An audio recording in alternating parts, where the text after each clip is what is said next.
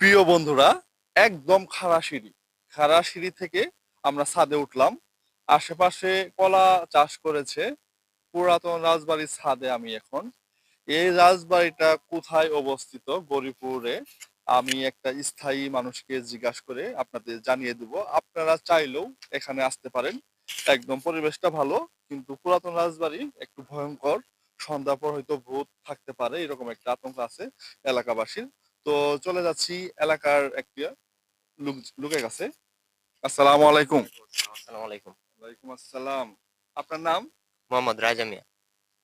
তো রাজা মিয়া থেকে আমরা শুনবো যে এটা কোথায় অবস্থিত এবং আপনারা কিভাবে আসবেন এই রাজবাড়িতে।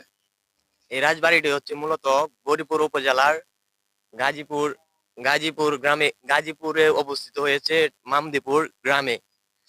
এই রাজবাড়িটি যুগের পর যুগ ধরে এই গ্রামে অবস্থিত।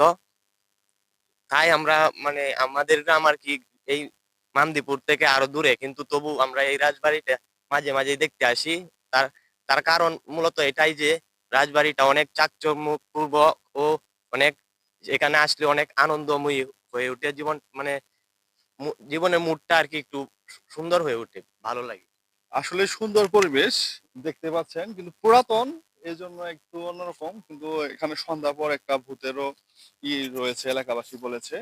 তো এখানে এটা কত, মানে কয়শো বছর আগে এই রাজবাড়িটা হতে পারে আনুমানিক?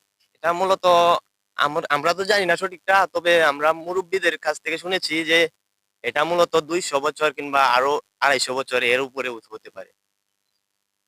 আপনারা চাইলে এই রাজবাড়িতে এসে ঘুরে যেতে পারেন। আর স্থানীয় এলাকায় যে রাজা মিয়াকে আমি আমার পক্ষ থেকে একটি গিফট দিচ্ছি। ধন্যবাদ। ধন্যবাদ। আবার দেখা হবে।